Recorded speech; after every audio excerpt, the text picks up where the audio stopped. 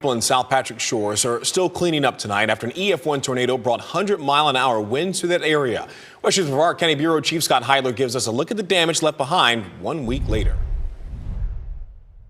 The tornado was in the back of our house. It was really scary. And 12-year-old Tristan Mason McDonald delighted to see trucks hired by the county arriving on his street Wednesday.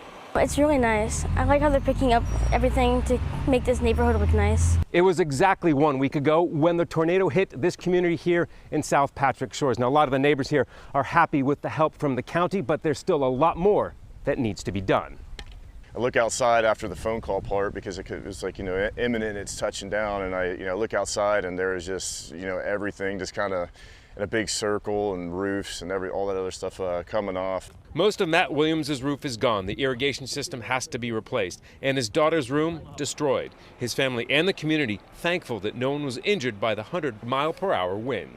Picking up those pieces, dealing with the insurance, adjusters, roofers, yeah, you name it. So that's the next thing we're working on. In South Patrick Shores, Scott Heidler, WESH 2 News.